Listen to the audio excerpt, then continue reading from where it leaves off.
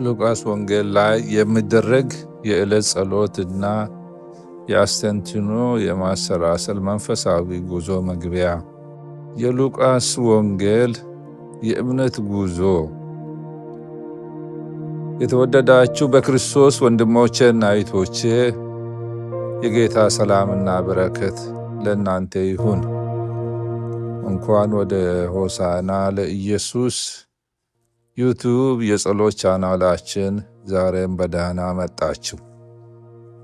በዚህ ቻናል በሉቃስ ወንጌል በኩል የሚደረገውን የእምነት ጉዞ እያሰላሰልን እንቀጥላለን።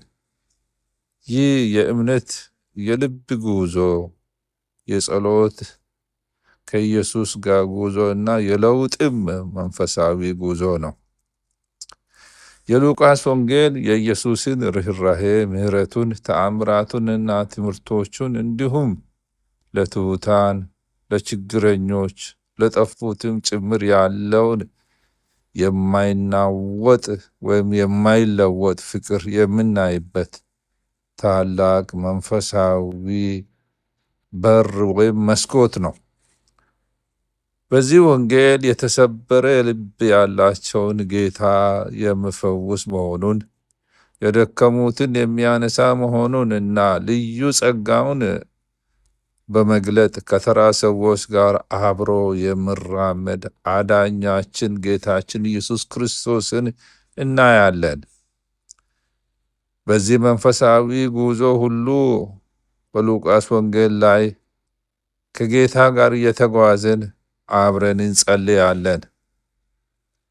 በየቀኑ ወይም በእያንዳንዱ ምዕራፍ ላይ ለእግዚአብሔር የሚሆን 10 ደቂቃ ያህል በመስጠት ከጌታ ጋር አብረን እናሳልፋለን።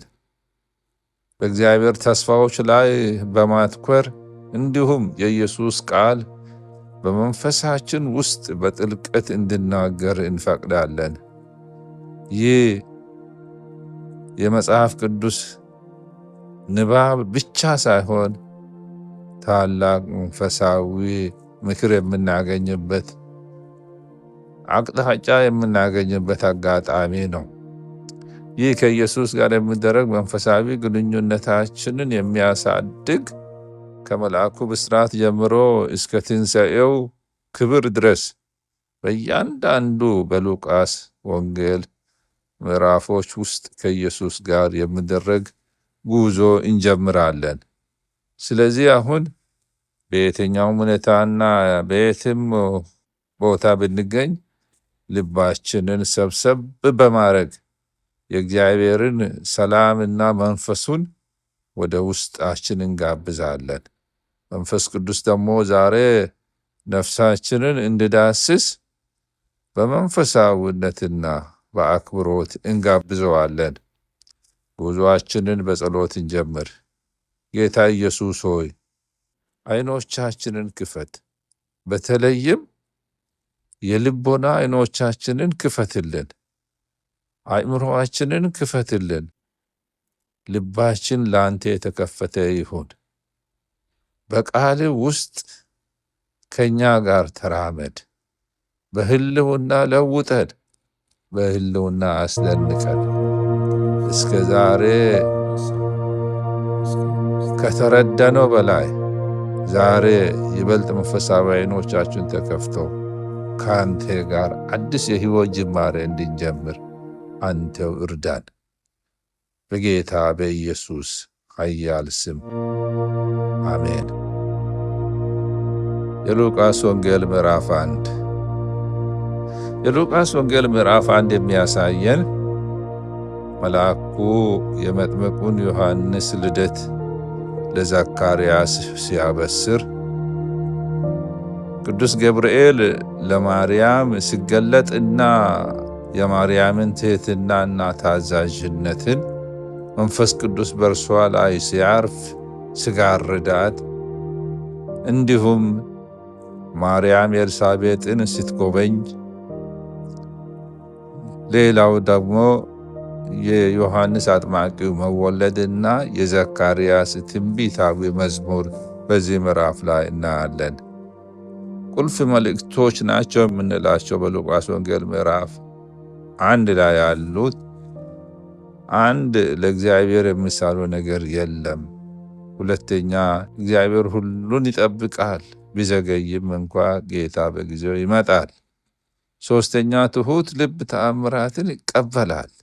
አራተኛ የእምነት በር ይከፈታል፣ ፍርሃት ደግሞ ይዘጋል። እግዚአብሔር ልዩ ጸጋውን ለመግለጥ ተራ ሰዎችን እንደሚጠቀም በዚህ ምዕራፍ ላይ እናያለን። ሚሪያም የምትባል አንዲት ወጣት በአንዲት ትንሽ መንደር ትኖር ነበር ይባላል። እግዚአብሔርን በጣም ትወድ ነበር። ነገር ግን ራሷን እንደ ትንሽ ወይም እንደ ኢምንት ትቆጥር ነበር። አንድ ቀን ከሰዓት በኋላ ውሃ ስትቀዳ እግዚአብሔር በልቧ ለአንቺ ዓላማ አለኝ ሲል በውስጧ ተናገረ። እሷም ነገሩ ግራ ገብቷት ልክ እንደ ማርያም አስፈራት፣ ተንቀጠቀጠችም። እኔ እኮ ትንሽ ነኝ፣ እኔ ማን ነኝ አለች፣ ልክ እንደ ማርያም። ነገር ግን የማርያምን ቃላት አስታወሰች።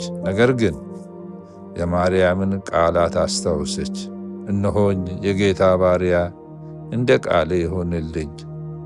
ስለዚህ ሚሪያም ያንኑ ጸሎት ልክ እንደ ማርያም ጸለየች። ወዲያውኑ ሰላም ልቧን ሞላው። ከዓመታት በኋላ እግዚአብሔር በትሑት ልቦች ደስ እንደሚሰኝና በቀላል ታዛዥነት ተአምራትን እንደሚያደርግ እያስተማረች ለብዙ ወጣት ሴቶች አማካሪ ሆነች ይባላል። የዕለቱ ጸሎት እንጸልይ። የሰማይ አባት ሆይ፣ የማርያምን እምነት፣ የኤልሳቤጥን ደስታና የዘካርያስን ምስጋና ዛሬ ደግሞ ለእኛ እንድሰጠን እንለምናለን። በሕይወታችን ውስጥ እንደ ፈቃድ ይሁንልኝ እንድንል እርዳን። ጥርጣሬን፣ ፍርሃትንና ማመንታትን ሁሉ ከኛ አስወግድልን። በመንፈስ ቅዱስ ሙላን። ተስፋዎች በትክክለኛው ጊዜ በሕይወታችን ይፈጸሙ። ከአንተ ጋር ስንሆን የሚሳንን ነገር እንደሌለ እንድንረዳ እርዳን። ለዚሁ ደግሞ እናመሰግናለን። ዛሬ ደግሞ በእኛ ውስጥ አዲስ ስራህን እንድሰራ አቤቱ እንለምንሃለን። ስለ ሁሉ ተመስገን፣ ከፍ በል በጌታ በኢየሱስ ስም። የተወደዳቸው በክርስቶስ ኢየሱስ ወንድሞቼና እህቶቼ ዛሬ በዚህ እምነት ውስጥ ሆነን ከኛ ጋር ደግሞ ይህንን የጸሎት ህብረት ስለተቀላቀላችሁ ከልብ አመሰግናችኋለሁ።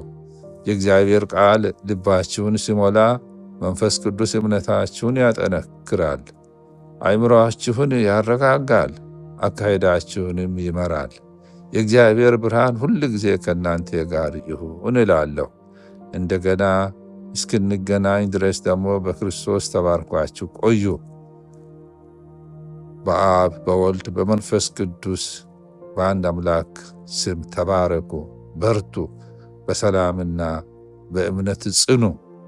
ይህ መልእክት እውነት ልባቸውን ከነካው ሌሎችም በዚህ የእምነት ጉዞ ከኛ ጋር እንዲራመዱ ይህንን የዩቱብ ቻናል ሼር አርጉ፣ ለሌሎች እንዲደርስ፣ ቃሉ ደግሞ ሕይወታቸውን እንዲለውጥ ጸልዩላቸው። ጌታ ይባርካችሁ። በሉቃስ ወንጌል ምዕራፍ 2 ላይ እስክንገናኝ ጌታ ከእናንተ ጋር ይሁን። አሜን።